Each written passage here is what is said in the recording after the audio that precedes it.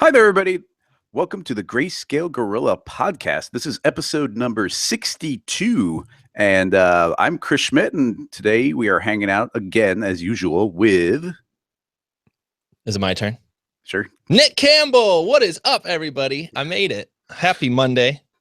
Oh my God, that was like way too much energy. I'm excited. I got coffee today. This is Chad here. I'm not as energetic. I'm a little under the weather. I apologize. He's got a head cold. Poor Chad. Everybody send their well wishes towards Chad. I'm fine. Get well soon, Chad. But yeah, we are 62 episodes in. Do we have what do we have in the way of news this week? Oh my goodness, we have some news. We have some announcements about the. Some of our listeners were asking if we could host this anywhere other than iTunes. They said, iTunes, come on, guys, step up your game. So we moved. You could subscribe now at what's it called, Chad? Google Play. Google Play, sweet. And YouTube, of course, which is my go-to for most things. Yeah, so if you're looking to see other episodes, the last 30 or so episodes are available on YouTube, and Google Play should catch up with most of the recent ones, and then iTunes, of course. Anything before then, the first, I want to say maybe 30, 40 episodes are only available, are just not available on YouTube. Those are going to be audio only.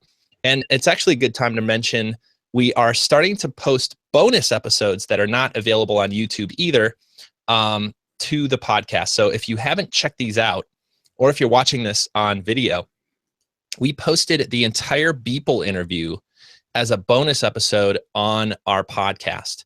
So specifically, if you're watching this on video and you even watched the Beeple interview, we actually lost about 10, 15 minutes of that interview on video. Good news is we have the audio. So if you go listen on the podcast version and listen to the Beeple interview, you're going to get about 15 minutes extra where we dive into some other questions from the audience that we didn't quite capture on video. So if we had known that properly, or we should have done this plan ahead, we could have made hand puppets for that dead 10 minutes, and we could have had hand puppet Beeple and Nick, but all the audio. That would have been great. I'll tell you what, with the amount of beer that I had during the interview, I might as well have been a hand puppet. Dude, I'm actually kind of digging this. What if we do the podcast as hand puppets? I always love that stuff. There's even the paper bag ones. You remember all those terrible Fandango commercials? Like, I loved those commercials. I'm in. I'm all in. I'm gonna get a Flat Eric puppet, and although Flat Eric doesn't talk. All right. Well, we got to brainstorm this. Yeah. All right. We'll come back to future that. Plans. Yeah. Sorry. Future plans. Let's see. We've got half-res tickets still going. We kind of were pimping that out a bunch last week. We don't have to go overboard talking about it too much because we are already at 281 tickets sold. So that is filling up quick. So I guess if you want to get in there, make sure you grab your ticket because we're going to have to cut off at a certain point. Yeah, local friends, if you don't have your tickets, make sure you go grab one. We're going to cap it at around 300 this year, and it should stop around there online. So if you haven't got a ticket yet, definitely go check it out. Please come see us at Half Res. It's really amazing, the feedback we got. We're still figuring out who's going to be at Half Res this year, who the presenters are, but it's always been a good crew. And please go check out halfres.com if you'd like to get a ticket to this year's Half Res, September 13th in Chicago. So Chicago's one night mini conference for all things motion graphics. Also, just while we're talking about it, we have more presentations going up this week from Half Res 2016. So we have Chad, your presentation's coming out soon. This week, right? So tomorrow we have Chad's presentation all about the past, present, and future of 3D rendering. Really good talk. I enjoyed that one. We also have some backstage interviews as well from Andrew Kramer and another one from Beeple. So keep the an secret eye out. Beeple interview. Oh yeah, that's right. The secret backstage Beeple interview where you get to see Mike laugh at me. It's actually one of my favorite clips. I watch it whenever I'm feeling down. Just to watch people laugh at me. That's always fun. And that's before you guys were drinking. It cheers me right up. Any other news, I don't know. Any render wars, Chad? Update on the render wars. Still lots of people concerned or happy about Arnold going subscription. Seems to be a lot of people out there hitting limitations with Octane still. Everybody's still excited about Redshift. Nothing new that has kind of popped up, so it's been pretty quiet. We're just percolating this week. Yeah, it's just kind of. But there was no new bubbling. renderer this week, so that's a plus. No, I will say that I did some. I plan on making a blog post about this and the idea of cloud rendering versus building a local machine and the benefits of cloud rendering. So I plan on doing a deeper dive blog post on that because I think it's really important that everybody understands how cloud rendering could help them. And I think we're just seeing this knee-jerk reaction to GPU computing almost that has people building these ridiculously insane expensive setups that in a couple of years will just be completely obsolete. So I started messing around with this mathematical idea of time equals money. How does cloud rendering save you both? And so I'm teasing this blog post, and now I actually have to make it. Yeah. Are you going to make if you make graphs of hey, here's the point where they cross where it's worth doing it or not? That'd be awesome. Man, that sounds so scientific. I'm usually that's great. I'll try my best to make something like that. But yeah, I think definitely if you've been listening to me at all on the Slack channels, I've been talking a lot about that subject. So look for that hopefully sometime this year. Let's see. Any other news that we're missing here? Oh, I guess you got the big one coming up. Nick, you want to cover that one? Yeah, absolutely. Let me clear my throat. This is exciting. Get a little coffee. We are announcing our spring Greyscalegorilla sale. So if you are interested in getting some of our products, our plugins, our packs, our texture kits, our HDRI packs, our LUTs, our new LUTs pack, we are having a 25% off sale in just over a week. So it's going to be, let me make sure I get the day right here. It is right there, May 23rd at 9 a.m. It's going to be a 24-hour sale, and it's 25% off everything Greyscalegorilla. So if you've been looking at any of our plugins, we have some new tutorials coming out soon to show you how a lot of our plugins kind of work in production. So if you've been interested in our stuff, including our training as well, go check out our training page. It's all going to be 25% off for one day only. Put it in your calendar, May 23rd. And one good way to know all about it is to be on our newsletter. So if you're not on our newsletter, you could sign up by going to any one of our blog posts and scrolling down. You could see a login. We're going to send the link and all the codes to get 25% off everything in the Greyscalegorilla store starting May 23rd at 9 a.m. and it's going to go until 9 a.m. May 24th.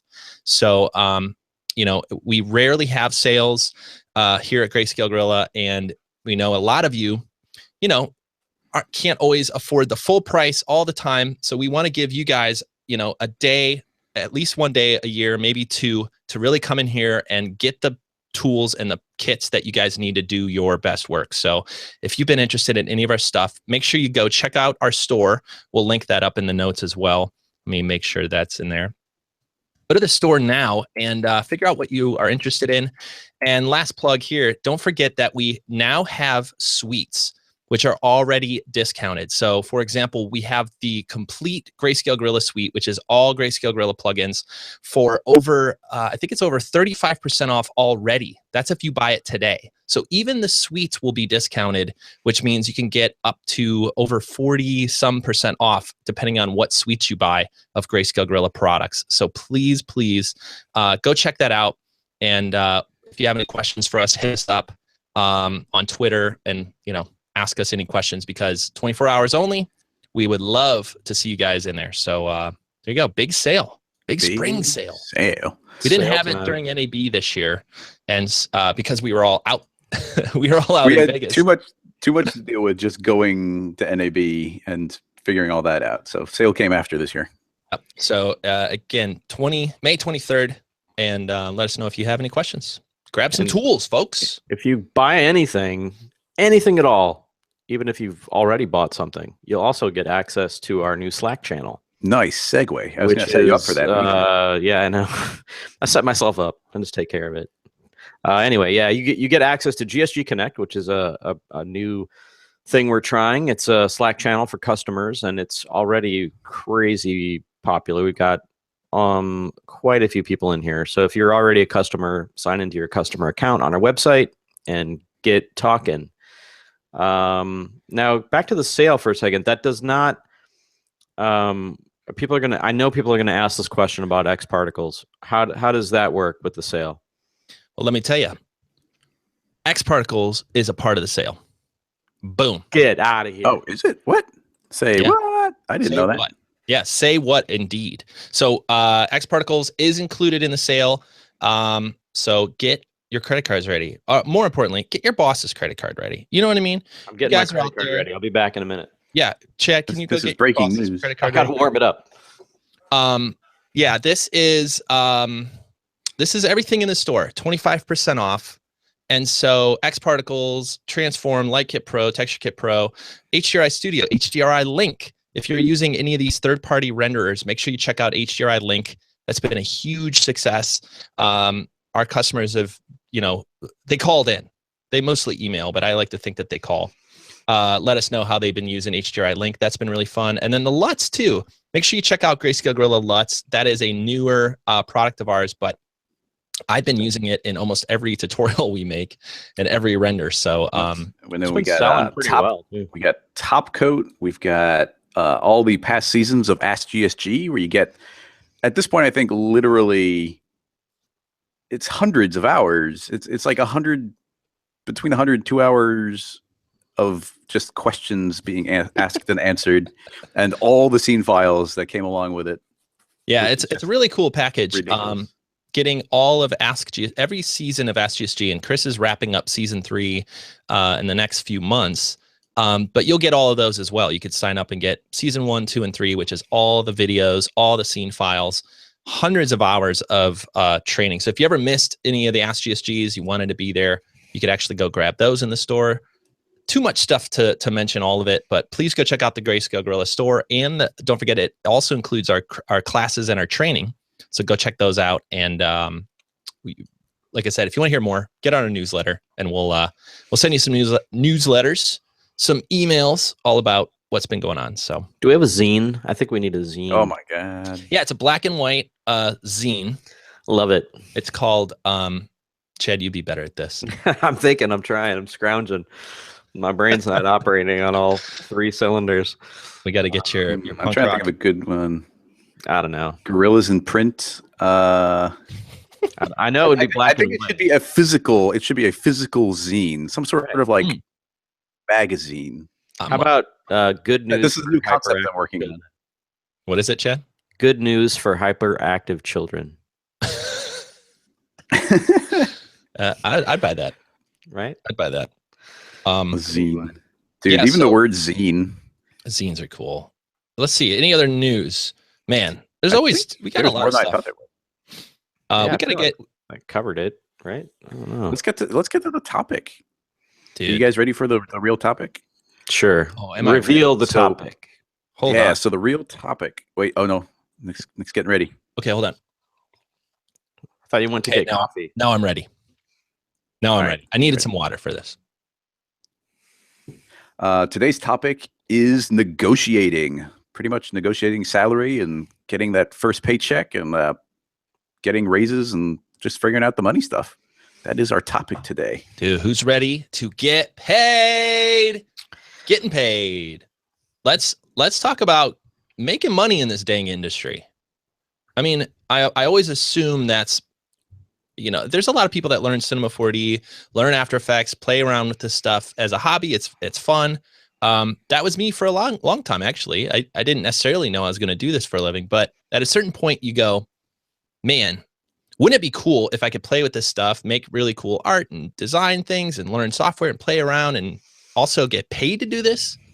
So let's talk about some of the ways to do that and some of the ways to negotiate once you're in the room and we're talking salaries, we're talking freelance, we're talking all that stuff. Maybe some ways to think about it. So, as always, I had to add my little framing in here just to get it going, but maybe some tips and ways to think about getting paid when you go into your first job, or even better yet, when you go into your second and third job and realize that you're much better than you used to be. How do you start to negotiate? Chad, you've been on both sides of this, I bet. As a, art director, creative director, you've been on both sides of the table. What do you have any tips for maybe new people? For new people, like never had a job other than, the summer job, like career job, their first career job. Let me paint a picture for you. It's me. It's all Nick. Right, cool. Joel it's you. Oh boy. So I was obsessed with, After Effects and learning a little more Cinema 4D, and I go in and they go, "Hey, we would love for you to work for us." And they go, "What's your day rate or what's your salary? Like how do you want to get paid here?" I had no idea. I didn't know if That's why they ask that question. That's why they ask, right? So I had no idea. I didn't know if I should have said, whatever, like it's up to you guys, because I don't freaking know. Or I didn't know if I should have said, let's start at $250,000 and go down from there. I don't know. But that's a tactic. That's called a tactic. But I didn't have the emotional, I didn't have the guts to even say a word. Like I kind of was like, I don't know. So for anybody that has those, I'm going to go ahead and guess that you probably were underpaid then. Well, I think many first time employees, no matter in where they are often underemployed. I think they are happy to, I'll just speak for myself. I was happy to even just get paid to sit in front of a computer and listen to my records and make animation happen. I was happy to do that at all. But I realized pretty quickly that wasn't the right tactic. So do you have any, how do we start to give some tools here? Well, I think you just described a tactic that is almost always used when talking to someone that's kind of new to the industry, looking to get their first job. You have that conversation as an employer, like your perspective is like, okay, well,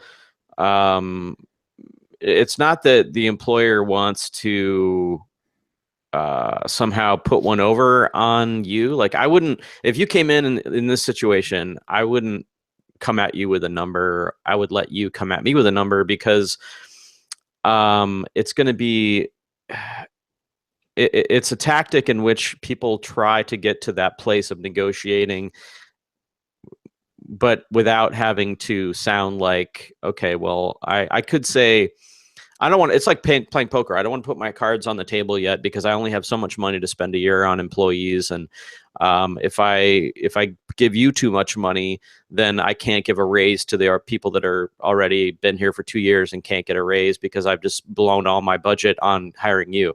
So I start with that question immediately. Like, okay, so what are you thinking? What are you thinking it would take to get you full time here at, Chad Ashley Studios or whatever? And you say to me, well, gee, I don't know. I've never done this before. I mean, what the thing is like, if you have to turn the question back on me.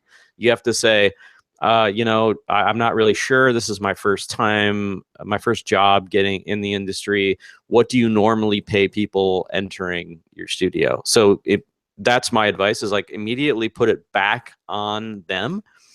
And let's just say you did that. You said, oh, I don't know, Chad, what do you normally pay people? And then I come back and I would have already had this number in my head because I would have already looked at your work, and I hopefully would have already worked with you and known what I would be comfortable paying you. And I would give you a fair offer, knowing that I'm always probably gonna, if you are savvy, which you may or may not be, I don't know at this point, I would probably give myself maybe 10 or 15% of negotiating room on that offer.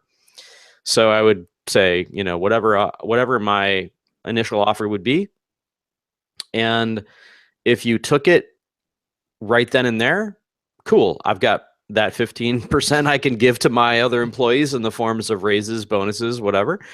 If you negotiate me up, I will negotiate up until a point in which I don't think it's worth the investment. And it's always done super politely and professionally. It's never, do you know who I am? Like, look at my work. You know what I mean? Like anybody Google me, man. Yeah, like somebody that throws, that person is just never going to even get in the door of Chad Ashley Studios. But so it sounds like, yeah. It sounds like it's almost, first of all, a big mindset shift.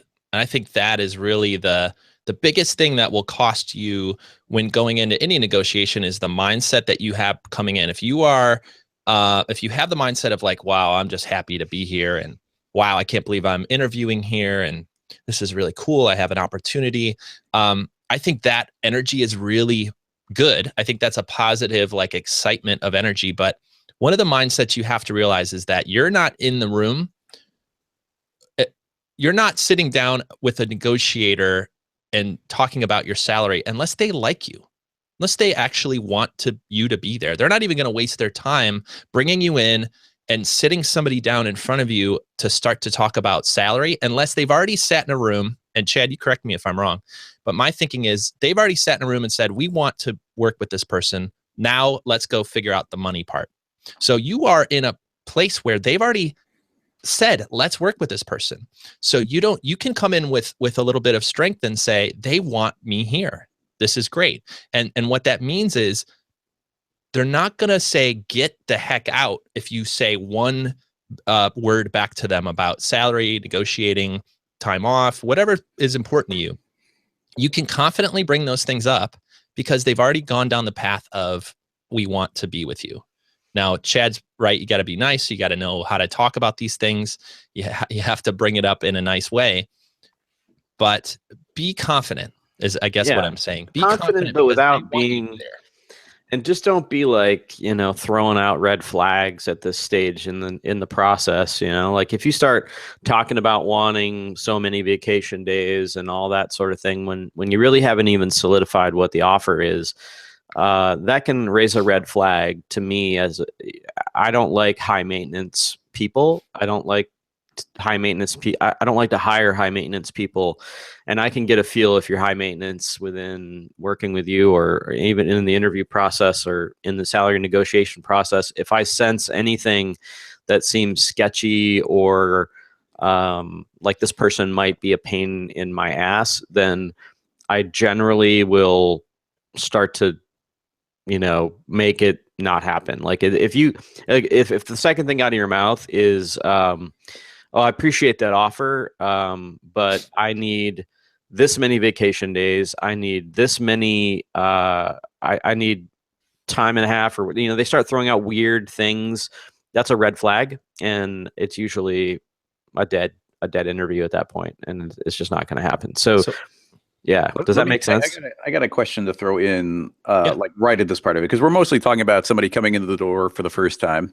And Nick, you're saying, like you're both saying that at this point they've called you back and they're talking to you about salary.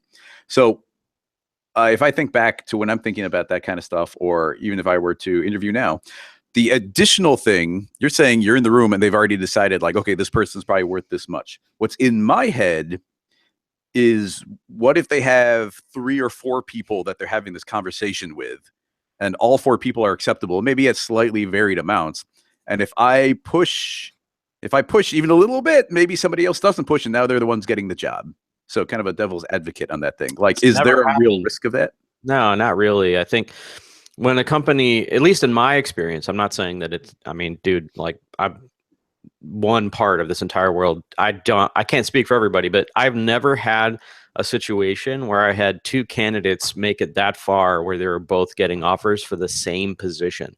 It usually goes through, working with them on a freelance job, or talking to them, having multiple interviews, taking them to lunch, having them meet other people in the team. What do they think about them? And there's usually always a clear winner. If it's ever that close, I'll try to hire both of them, because that means that they're both equally going to impact the facility in a positive way. And I always try to hire the most talented people that I can. When I was, doing that, I would hire people better than me. And if I there's I'll give one, for instance. This isn't necessarily about hiring, but it's about knowing the value of people. And if you ever get into that situation where you have two candidates that are so good that you can't decide which one, and it would never, in my opinion, come down who's going to take the lowest offer. It would be like, let's try to hire them both because they're really good. And the story I have is, I had a guy working for me. I'm not going to name names, but he was an incredibly talented individual that needed to move because his wife got a job somewhere else in a different part of the country. And most other studios would be like, oh man, that sucks. See you later. Have a good life. It was good having you here. I wasn't going to do that. I wasn't willing to let that go. He was just too good. So I figured out a way to let him work from home remotely from where he was going to be living. And it had never been done at that studio before. And it was fantastic because now he didn't have to worry about trying to find a new job where he was going to live. I didn't have to worry about replacing him. And when you find somebody that you click with and you build up an investment, a history with them, they know how you work, they know who you are as a company, it's really hard to rebuild that. So you want to do everything you can to hold on to talent, everything you can, because that's, at the end of the day, you're only as good as the people you have working for you. And so as a bit of advice out there, if you find yourself in a similar situation as a CD or art director or producer or whatever, and you have somebody that's really talented, don't let them quit. Like that is that is the number one thing. Like, do not let them quit because they're hard to replace. Anyway, it's a long-winded answer, but no, this is good. Chris, what was your experience with your career coming in? Yeah, well, this is, I guess I'll use this to wrap up the kind of first section of like your opening negotiations, and then we can move on to when you start moving further into your career. Mm-hmm.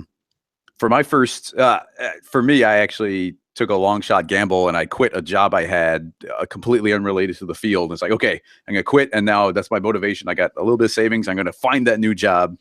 And it was getting to a danger point where I was running out of that money. It's like, I really need to find something.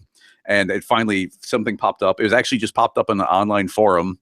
They were looking for a C4D operator. And I quote. Red flag. No, I thought it was great. Operator. But yeah, anyway, I went in, I interviewed, and I negotiated just a little bit. Like, they offered me an amount. I got them to say the first amount, and I asked for a little bit more, and they said yes. And then 3 days later, I was working. So it was like super quick turnaround. And it was a great job. I loved it there. But I knew I got hired, even with my negotiating, I know I got hired at a very kind of entry level price. And it was my first, I'll say real job. But I also knew that my skills were far beyond that of an entry level person, just because I knew I was doing the job so fast as compared to what they were used to. Like, I was clearly a lot more valuable than what they're paying me for. So after I was there for, I don't even know, it was less than a year. I went and I wrote a letter. I wrote a letter to the boss, and I pretty much said, listen, you hired me at an entry level wage, but my skills are far higher than entry level. And I kind of listed all the value and kind of how things had improved and what I wanted to do. And I asked for a significant percentage increase, and they immediately said yes. Like, there wasn't even a question. They just right away were like, yep, here you go. So I would say for the next part is, like, don't be too afraid to be a little bit bolder with that. Like, people aren't going to like voluntarily throw extra money at you. Like, you're going to get your percentage increase per year, but that's all you're going to get. I certainly wish they would. But yeah, I mean, it's not in the company's best interest, as long as they think you're going to stick around. It's not in their best interest to give you more than that, normal kind of yearly raise. So if you think you're worth more than that, then you should ask for it and tell them why you're worth more than that. And in my experience, it has always worked out to say, like, hey, I'm worth more than I'm getting.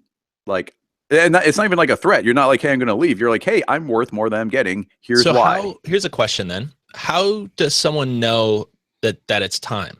How do the people listening out there, they're in their job or they're freelancing and they're maybe thinking about raising their rates, or maybe they've heard of other people's rates and they're like, I'm better than that person. I need to get, what they're. First of all, don't ever go down that path, because that's like an ugly path of comparing yourself to, like, don't ever talk about money with your fellow employees. Don't ask what they're making. It's really none of their business. 100% disagree, especially if you're working with them. That is a great way to know. It's a great way to make enemies. No way. This is what they I agree with both of you. I agree with both of you here. I'm not talking about freelance though. I'm talking about this is what the big wigs want you to think. Hey, don't go talk to your other people. It's only going to create problems.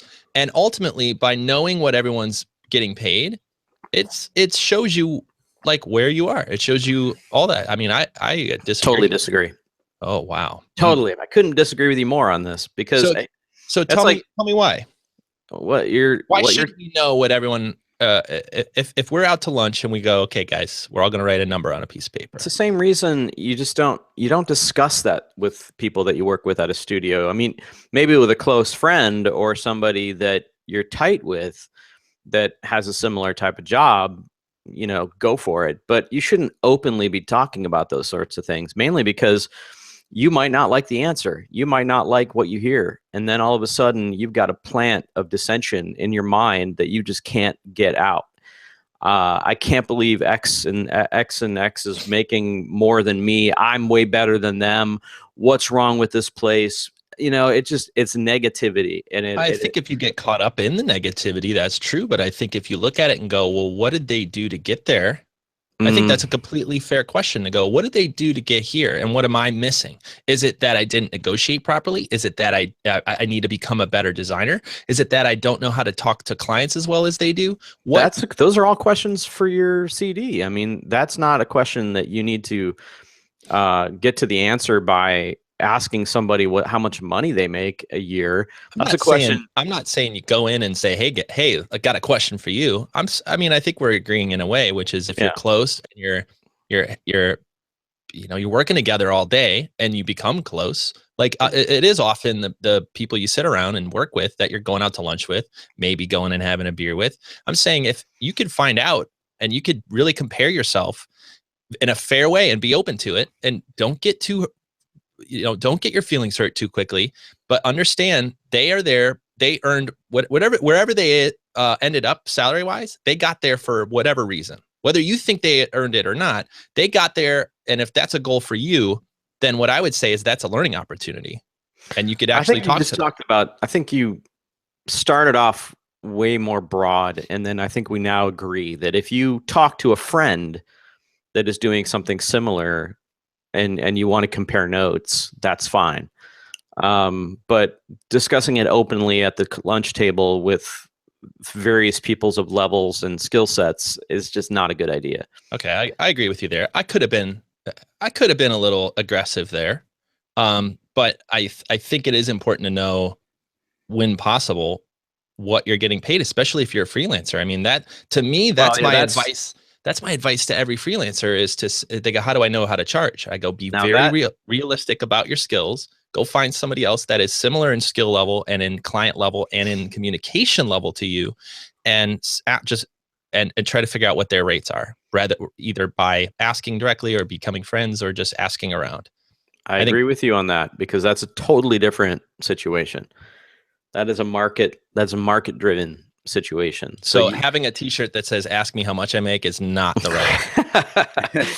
right. No, I mean, like, it's different. Freelance industry is it's market rate. So you need to know these things.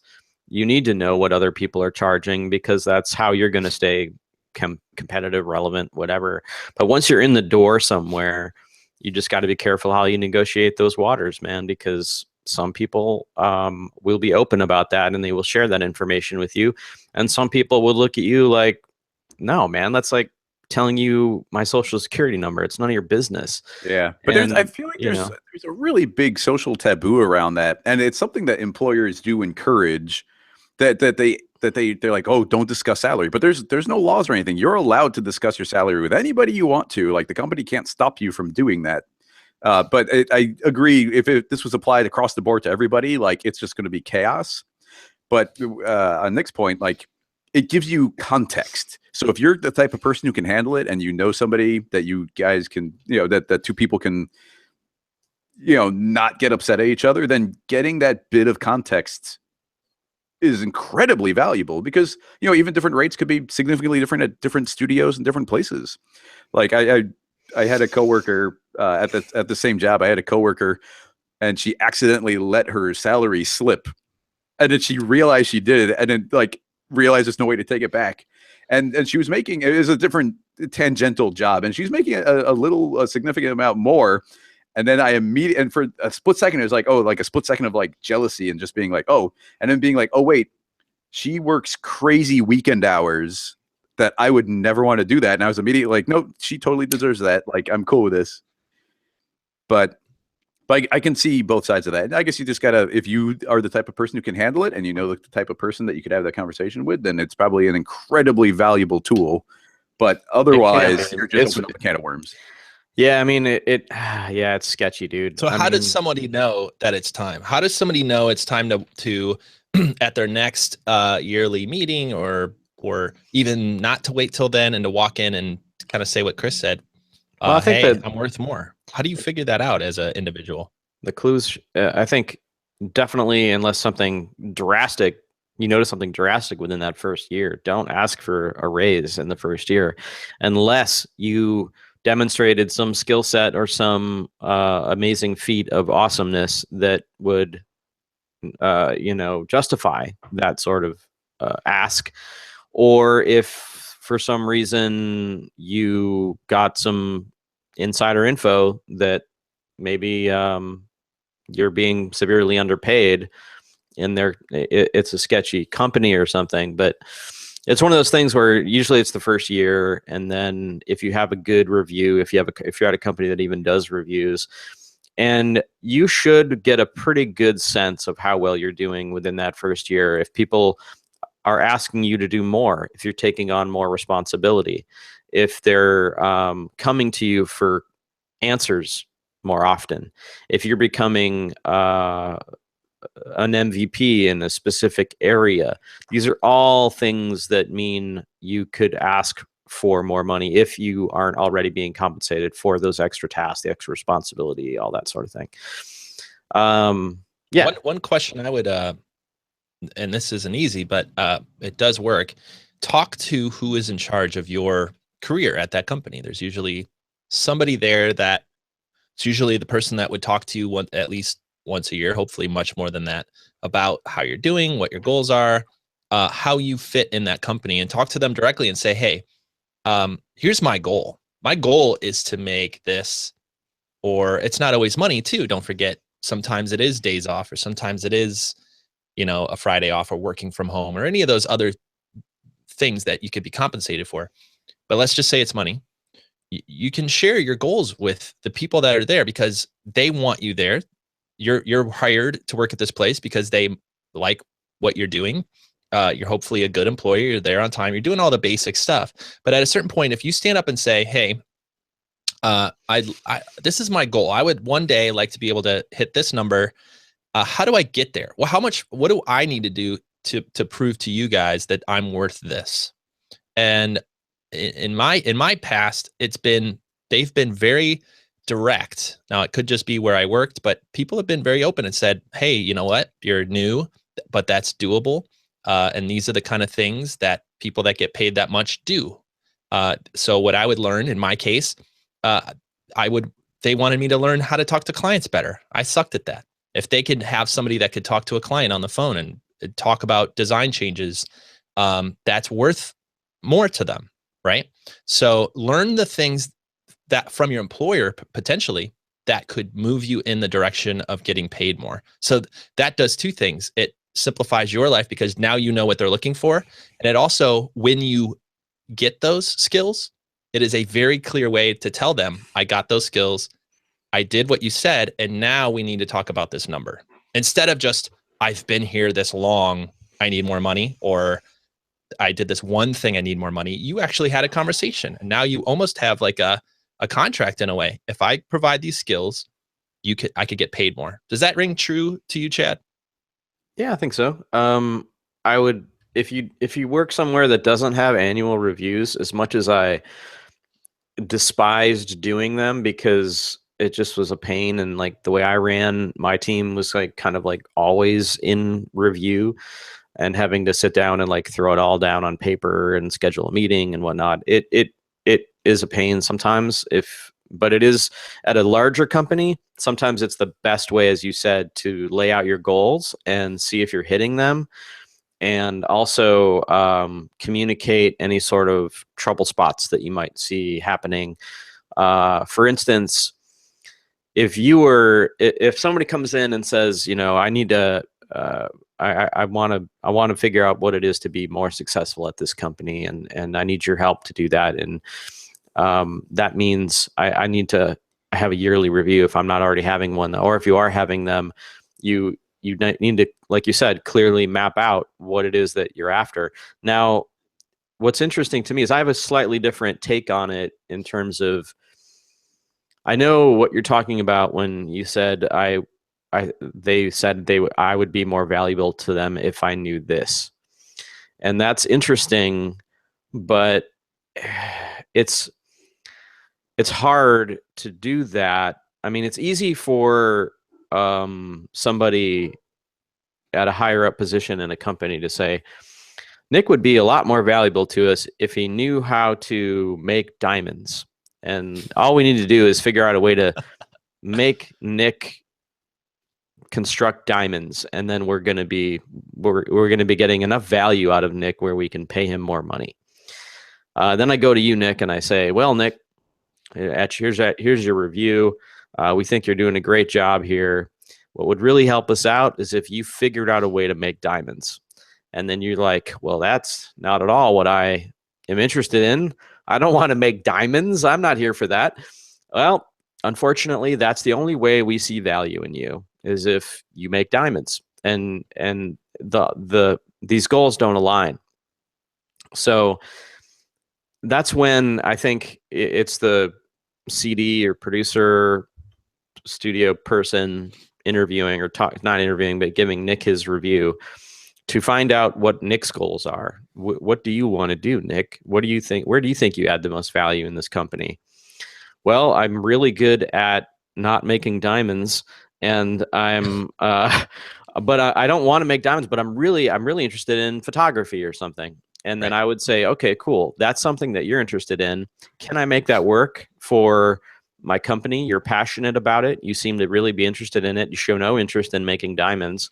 So what can we do to make this work? So it's not, I've been in situations where that would come up, where they would be like, well, this person would be a hell of a lot more valuable if they just did X. Well, not everybody wants to do X. So if that person is valuable to you, and you want them to grow in your company, and you want them to be successful, then figure out a goal that works for both parties, because then you're going to make them happy, them doing what they want to do, and they're going to make you happy, and you're not going to be constantly disappointed in their lack of diamond making. Well, so, that goes with, I mean, I think you're bringing up something really important, which is making sure that the goals are aligned. And in some ways, I think you're talking about when a company wants you to become a manager or a creative director, when you really aren't interested in those things. Mm-hmm. We talked about this in other podcasts about taking somebody off the box, taking somebody away from all the design work that they love and are good at, and then put them in a more manager position. Not everybody wants to do that, but oftentimes that is the diamond making that companies want you to do. That will obviously provide more value to them, but may not align with your goals. So I think what you're describing is perfect.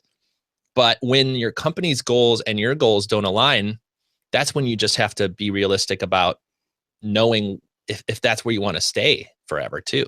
If they constantly say, we want you to do something, and that's not really aligning with what you ultimately want to do, that might be one of the red flags to start to say, well, am I in the right place? Am I going to stay here, and how long will I stay? So yeah, I think that's a great question to ask, is And that's another good reason to share your goals. Share your goals with them, because if they're aligned, they want to help you get to those goals. If your goals are aligned with the company's goals, they could provide you with training or a person or a book or something to help you get to that point, because that helps both of you. And if they're not aligned, that's also a great conversation to have. So, yeah, good point. Yeah. I'm glad you brought that in. Well, I've seen both sides of this scenario, and I've seen a lot of places do it right. I've seen a lot of places do it wrong. I've seen a lot of people that do it right and a lot of people that do it wrong. I mean, I did it wrong. My first time in this industry, I was just so needing a job, any kind of job at that point, that I took a really low paying job just to have something, because I didn't have anything and I needed to get into the industry. And so I took it, and I knew it was going to suck, and it did. I was poor as I've ever been in my entire life, and I worked my butt off to elevate myself out of that situation. And so, the first job you get may not always be the best job, and just know that it's temporary. Know that it's part of the process. You don't have to stay anywhere forever. That being said, you also don't want to go any place and just see it as like, I'm above this. I'm only here to get this on my resume, and then I'm going to move on. Try to make the best of it wherever you are, but understand that your first job is not necessarily going to be your last. Yeah. If you had a mistake going in that you also see a lot of other people doing, and that this is maybe a question for all of us, what are the early on mistakes? And we could jump into more advanced stuff if we want. Maybe that's a good question for you guys out there. We're kind of focusing on the beginner stuff, mostly because that's the hardest part. And that's where the biggest value can happen sometimes, is like the difference between you getting paid 20 grand and 30 grand might be the communication. Whereas later down the road, it's harder to move a salary 50%, right? But I'd ask you guys, are you guys interested in learning a little bit more about the more advanced topics of how to get paid more once you've been doing it a while? But while we wait for those questions from you guys out in the audience on YouTube, maybe we could all share some of the things early on that we made a mistake on, that if we did it differently would have panned out better for us, and maybe mistakes we see other people do still that are similar. Chad, if you were to redo that first job, would you have done it any differently? I would have just jumped in. No, I think I did that. So I did that job for, I'd say, probably about a year and a half, until I realized that I was grossly underpaid and was in a city that really wasn't going to provide me many options beyond that. And so I went and found some friends that were working in Chicago, and they got me some interviews, and the rest is whatever. But yeah, I'd say if I could go back, if the mistake is, I probably could have gotten out of there earlier. So just the mistake I made, I guess, was not seeing my value until I had maybe wasted a good 6 months where I could have either asked for a raise or left earlier. So yeah, just knowing when to be the squeaky wheel is my advice, and being really careful how you approach that, because you don't want to appear to be a pain in the ass. So if you're going to be the squeaky wheel, you got to have the chops to back it up. If you start complaining about not making enough money, or not getting enough credit, or whatever it is that you're griping about, then you got to have the chops to back that up and say, well, I'm asking for more probably than 10% of the people here, but here's why I'm worth it. My board's won this many jobs, whatever the value, whatever you're trying to measure. A little bit about what you're saying too about being the squeaky wheel is not that doesn't have a right or wrong answer either. It's all about perception. even if you are better and even if you do deserve the raise and all these things, you have to understand that it is a conversation that you're having with them, not a mechanical I'm worth more, pay me situation. So there's always another human involved here. It's not a robot you go up to and say not fair and then it's solved. So I just want to add this other layer of, you might have to tell your story a little bit better. You might have to say, hey, I came in here as this person and I've been doing this job, but what you may not know is I've also helped this and this and this, and I've also helped deliver this and this and this and this, and open their eyes to the things that they frankly probably aren't paying attention to. It's not their job to pay attention to your career. It is your point. It's your job to stand up and say, I'm doing more of this stuff. And again, not in a jerk way, not in a F you pay me way. It is in a way to say, just so you're aware, I want to do more of this stuff. I like doing this stuff. I am doing more, but I also need to be compensated for it. No, that's a fantastic point. I think you probably nailed it. I think it's the ability to, this sounds really lame, but toot your own horn without like sounding like you're bragging. But you are so right, though. So many people at the top are slammed with their own stuff to do that they don't have time to appreciate everything that everybody does.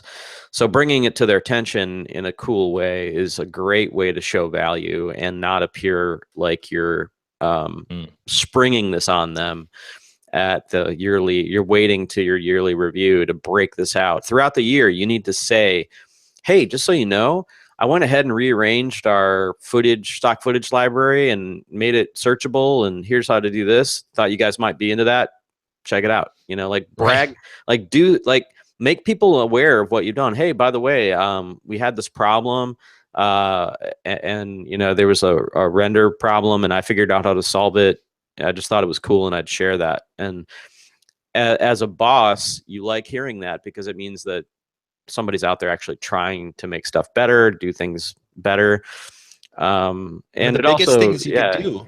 Sorry, as I thought about this, one of the biggest things you could do is tell the story through their eyes. In a lot of ways, if you make their life easy, they understand your value. So continue to remember, like their job might be getting more money from their customers, or their job might be making their the clients more happy or whatever. So make sure, you know, you're telling your story through the eyes of helping them out. Because if you're helping your manager out, you're helping the person that is going to give you the raise. And you, I guess what I'm saying is that's a much easier way to brag about yourself, is through the success of the company from you, not just, oh, look what I did. Right. So, hey, I helped out. I took this call with this customer, or I organized this stuff because it helped everybody speed up their work, or I did this. Get to the end goal of why you did it and why it helps them, because that they'll start to open their eyes and go, oh, I see what you did there. Because in some ways, if you talk too technically, they might not understand or care what problems you're solving. But if that's the case, then leave that company. No, I'm just kidding. Well, Chris, I mean, you shared your story, but it sounds like maybe your mistake was not asking enough up front, or would you make the same decisions moving forward now? I definitely a thing. I think I would have done the same thing in the beginning, given my circumstances at the time. But and then the mistake I made was I assumed that they'd see I was so much more valuable. And then when it came time for like the 6-month review type of thing, and they didn't follow it up with more money, that was the problem. I assumed that they'd be like, okay, like you are worth more than we hired you for. They were like, no, that's not the case. And that's when I was like, nope, I'm going to ask for more. So I made that mistake of like, oh, they'll notice how these things have changed. And it's like, okay, they did notice how things changed, but they didn't throw more money at it. And as soon as I brought it up, they immediately did. So that was the problem, but also like immediately solving it. So it's just about asking almost. It's like really understanding your value and bringing it up, right? It was your idea to bring it up, and it was successful too. So maybe that's something to learn is, Chad, I think you're so right about not wanting to stand up and brag too much, but I have a gut feeling that most people are in the other side of things, where they're too meek about how good they are. They're too quiet about what they're getting paid. And I think that's where I want to put more energy into, is to saying, you do need to stand up and say that I deserve more. When you do, you have to be clear that you do. But I guess that's the energy that I felt, not only from me, but well, nobody's going to hand anything to you in life. I mean, that's just how it goes. I think you're right. I think that you have to know, first of all, you have to add value. You can't, say I need a raise, and then they're like, well, you're really not doing that much for us. So you actually have to add value. But you're right. You can't be, I think Chris went about it the absolute best way. Like, list out all the ways that you've helped them. And we know that works because they immediately turned around and gave Chris a fat raise, hopefully. And that will not happen unless you make that email. So if you don't make that email and you didn't invent new ways of making diamonds, then I'm not probably going to give you a raise, because I'd like to put that money towards hiring new people, whatever, So the budget isn't necessarily, it's not like companies aren't sitting there with piles of cash holding it ransom from you until you ask for it. It's more like they don't want to lose Chris, so they're willing to dig a little deeper into their pockets to make that not happen, make him not leave. I'm sure if they had endless cash supplies, they would pay everybody whatever they thought they were worth. And I'm sure they thought at that time Chris was worth a lot, but maybe they just didn't have the ability to do that. But him asking forced them into a position where they had to find that money. And I'm sure, by sounds of it, it went so fast that it was really kind of a no-brainer for everybody. They probably deep down knew they were getting him for a steal, and decided to just, hey man, give him what he wants. Let's just not let this become an issue. Yeah, I agree. That so this reminds me of two tangentially related things. First one is just something I recommend to anybody at any level in their career. And it may seem off topic until I hopefully explain myself. But what I always recommend, especially early on in your career, and this is true through your entire life, I think, try to save, especially early on, as much money as you can. What I would recommend is at least 10% of whatever you're making. And I recommend this to just kids, even their first job. Take 10%, pretend it's not yours. And what I like to think is, this money is not mine. This is my future self's money. It's still mine, but it's future Nick's money. And what that allows me to do, and what it allows artists to do, is make decisions based on where they want to be and how they want to work, and the work that they love doing, more than it does put you in a position where you say, oh crap, I just need the cash. I got to say yes to this next thing. So what this little nest egg that you're building does is it allows you to look at it and hopefully not spend it, but look at it and go, okay, if everything goes wrong, I'm still on my feet for the next few months to 6 months to a year, or whatever you're saving. And I'll speak for myself and some other friends of mine too, that we talk a lot about this stuff. It gives us the freedom to say yes more to the things that might take a little bit longer to get on our feet. Maybe it's like Chris, he wanted to leave his job and jump out and jump into Cinema 4D land. He had, it sounds like, a couple bucks to kind of have a backup, right, Chris? Like, he had a few months to float. And so I guess what I'm saying is that is good advice no matter where you are in your career. I like advice that just never changes. And this is definitely a really simple thing, but it is very difficult to do, which is just pretend that 10% of your income is just not yours. It is your future oh crap money that is going to save your butt. So this allows you to leave jobs when you know that you're not there earlier. It allows you to experiment and find the job that you're looking for specifically. And just in general, it's going to help you make decisions based on what you like doing more than the feeling of, crap, I need to go pay my rent or whatever, right? So to me, that was a really powerful part of me trying to find the right job, because when I did find jobs that I didn't like, I was much more likely to say, okay, not yet. I don't want to jump into this yet. And I still had cash to like live off of. And the other one is just to have more of these conversations. The reason I brought up talking to your, friends and maybe coworkers about these things is because I do feel like it can be an awkward conversation, but in the right group, I think having uncomfortable conversations like this can help. They can help orient you on where you are in your career and where you want to go. And you can start to say, okay, I want to be like this person. I want to have that type of money and do that type of work. How do I get there? So anyway, those are just the two things, just talking about this stuff, that it reminds me of. Anything else come up for you guys? Kind of to wrap up a little bit of this topic.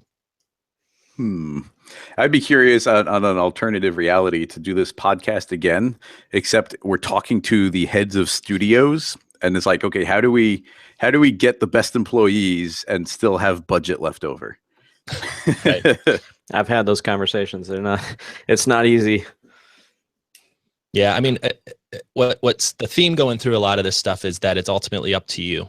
It's ultimately not anyone, whether you're freelance, obviously if you're freelance, but even if you're working at a big company, it is not their, it's hard to find a company that's going to look out all the time for your needs and what you're looking for.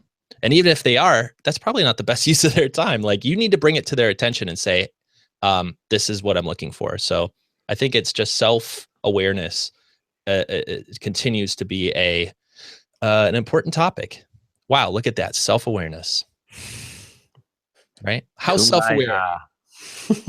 Do you think you're self-aware, Chet? Do you think you're? I'm like probably. I'm pretty self-aware, I guess. I don't know. My wife might disagree with me on that one. Yeah, it's hard to tell. Yeah, I feel like I'm pretty good at it, but I have like a lag on it. There's like a 1 day lag where it's like, oh, I did that thing, like I shouldn't do that, or oh, that was a cool thing. I should do that more often. Well, being in the moment is a lot harder. I guess I'm not. I'll say that I'm not self-aware. Yeah, I would go ahead and say that. I would agree. I think that in the moment, self-awareness is tough. But I think you could plan these things too. I think you can, as an artist, sit back and say, okay, we have the meeting coming up. I'm going to say this. I'm going to plan this, and then you're less in the moment. Which some people could just do that, and I definitely can talk. I could talk all day. But when I'm trying to be clear and when I'm trying to focus on one specific goal, it is helpful for me, at least, to practice and to kind of think through how I'm trying to say it, and to also never forget that you're having a conversation. You're trying to connect two brains, and that's just a hard thing. No matter what you're doing, whether you're meeting somebody new or trying to have an in-depth conversation, to take two disparate people and try to connect and have the similar concept is difficult. So just be aware that there's going to be some misunderstandings. There's going to be all that stuff. I guess I'm going down a weird path here with this, but for me, the self-awareness part is a huge part of it. It is understanding how they see you and talking them through what you're trying to do. Yeah, my big takeaway from most of this conversation is, and not in like a cold kind of cynical way, but like, you're the person who's going to be most concerned about you and your well-being. Like, somebody else isn't taking that job for you. So you have to make sure that, you're doing what you want and you're getting what you think you deserve. And you have to bring it up to the attention of the people who make those decisions, because they might have 100 people they're thinking about at any given point, and they also have their own job to do. So you gotta keep that in mind. So if you're sitting around like stewing about the fact that they haven't noticed this thing you did, well, like, you're the only one who's paying attention to that. Like, it's up to you to make that difference. It's up to you to bring it up to them and show it off. And man, that's good advice, no matter where you are, right? Like, in your education, in your health, in your finances. Nobody's going to care about these things more than you do, no matter how many degrees they have and how smart they are. So you need to be up on this and take control. Take control of your career. There you go. Title. Boom. Done. Nailed it. There you Wow. go. Episode 62 in the can. Hey, if you guys have any other thoughts, we love hearing from you guys about, maybe topics or questions that we didn't get to that are related to this. We'd love to Or hear how we're wrong. Or how we're wrong. I'll tell you, That's a new topic then. Yeah. I love hearing when I'm wrong. I don't know about you guys, but the first thing to being right is to first knowing that you're wrong. Did you know that? Yeah. Did you know that? So you guys let us know. We're wrong. We love that. Please say hi in the comments. Also on iTunes as well. We love seeing the reviews and the comments we get on iTunes. So I appreciate that. And on Google Play now. Google Play. we need some thumbs ups or down. What does Google Play have? Smiley faces? Let's look here. I think you can leave reviews. I'm not sure if that might be where it ends. I tell you, you can share it. You could share a Google Play. Yeah, I think you can share it somehow. Well, I don't know. That sounds delicious. If you're into it, I don't know, whatever it is on Google Play, leave us a comment, share it, whatever. Yeah. Thanks as always, guys. Anything else to wrap up? Go check out the rest of that Beeple interview, guy. If you're listening to this on the podcast, on the audio, and you made it this far and you haven't checked it out, listen to the Beeple interview in its entirety. I think it's right before this one. The secret 10 minutes. Yeah. All you have to do is just in your podcast app, just let it play. Just let it play through. I see it. All the way to the end, and then it'll just jump right to that one. And it was fun. I rewatched it and forgot how I didn't forget, but I underestimated how fun that interview was. I was like, wow, that was really fun. We had a lot of fun on stage, laughing at each other. Please go check it out. Anything else, Chad? Or actually, Chris, you started this one. Maybe you could Chris, finish this one up. Take us out, buddy. Take us home. Yeah, well, thanks for following. And is there much to follow? I don't know the closing as well as the opening. So you got this. Oh, you blew it, Chris. You just got to go right. The train's moving. You gotta... Be sure to like and subscribe. Be sure to slam that like button. No. Is that what the kids we'll do? see you guys. We'll see you guys next week. And thanks for listening to another Greyscale Gorilla podcast. Bye, everybody. Bye, everyone. Everybody.